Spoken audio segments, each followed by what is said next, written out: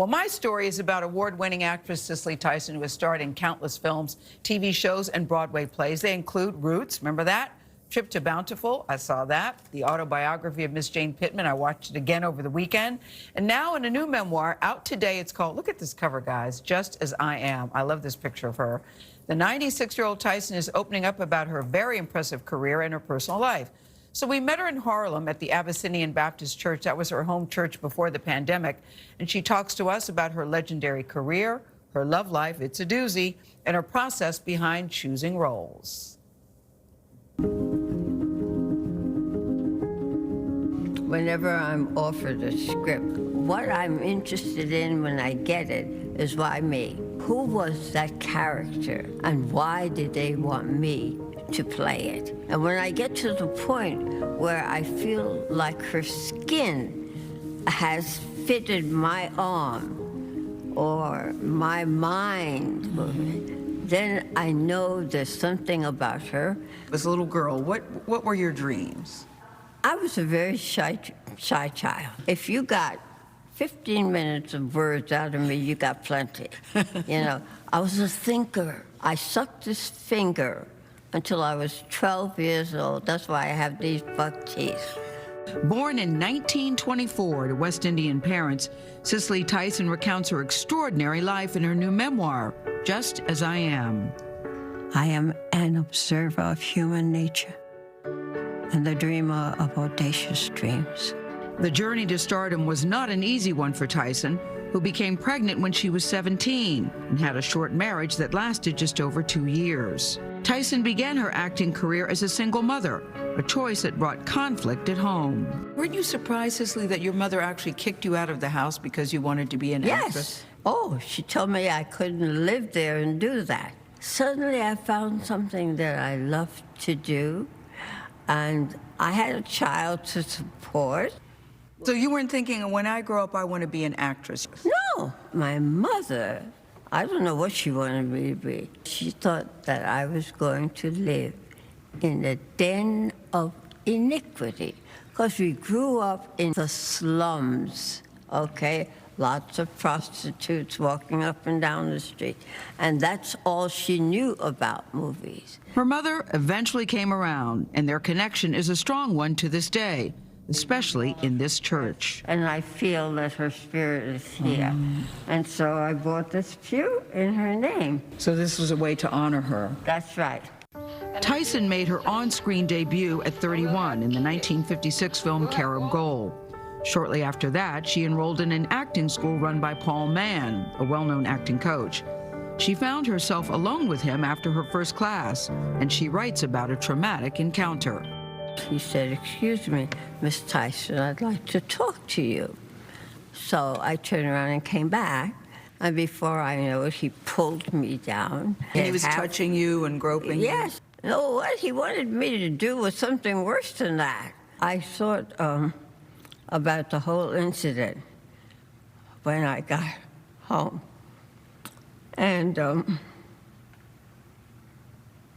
you know, I never shed a tear about that until this moment. All these years later, it still affects you that way. The whole thought that you could go out innocently to achieve something, and it turns out to be something so vulgar and coarse and demeaning to you as a young black woman. But I made up my mind then that I went there for a reason, and that reason had not changed. It sounds like a Me Too incident before we were even calling it Me Too. And some people would say, but why did you go back? And to that you say, I went back to get what I was told I needed in order to achieve what I wanted. And I think of the many young black women who go through that and are devastated by it, and it kills their dream. I was not going to let that happen to me. Through her sheer determination, her talent blossomed and landed Tyson the headlining role of Rebecca in Sounder. You've got you a low-life job, Mr. Sheriff. The 1972 film about a black sharecropper family. Bye, Daddy. Bye, son. And a conversation with a white journalist about the movie pushed Tyson to find new purpose in her calling. And so you're promoting Sounder. And a reporter said to you that he felt a bit of bigotry in himself while he was watching the movie. When I asked him why so, he said, I was uncomfortable about your older son referring to his father as Daddy. I said, do you have children? What do they call you? He said, they call me Daddy. And I thought, my God, this man is thinking that we're not human beings. And I made up my mind that I could not afford the luxury of just being an actress, and that I would use my career as my platform. Namely, you want black people to be seen as human beings. That's right. After playing over 100 roles on the stage and screen, Tyson has won 3 Emmys, a Tony, and an Oscar. This is the culmination of all those years of have and have not. But beyond her public success, her memoir documents her love story with jazz icon Miles Davis. They were married for 7 years, but their romance spanned decades. Friends always wondered, why in the world are you with Miles Davis? Because you're right. He was unfaithful. He was abusive. You said Miles needed to be saved from himself, and you needed someone to save. Well, listen, people who hurt, it's always the person that is closest to them that they hurt. And I was in love with him. Yeah. He was a beautiful human being. But you know what? On his deathbed, he wanted you to know that he was... sorry. Yeah. Tell Cicely I'm sorry. Was he the love of your life?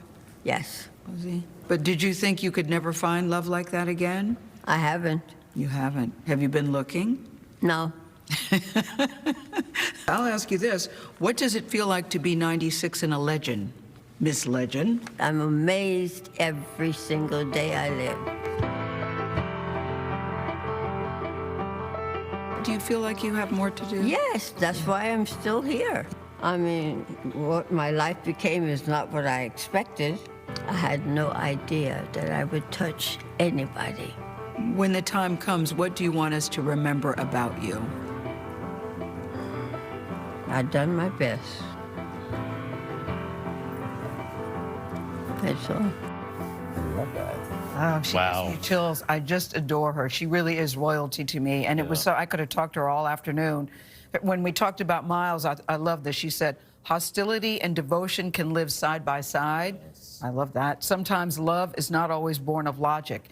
And when I said, you know, what do you really need? What do people need? She said, well, I will talk as a black woman. You need cayenne pepper, a stash of cash, and a quiet place. And she's happy to say that she has all three. Yeah. All three. She's, in my eyes, she's always had incredible dignity and resilience, and you've always felt it whenever she spoke. She has, and you know, she said, I grew up, you know, people calling me nappy-headed and shy and withdrawn.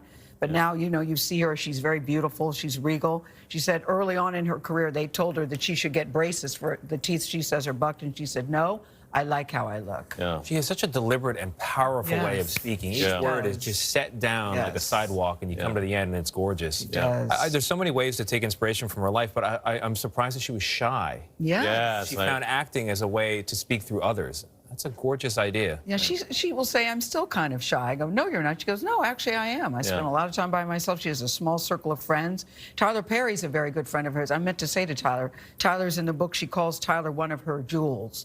So she has a small group of friends that she keeps very close.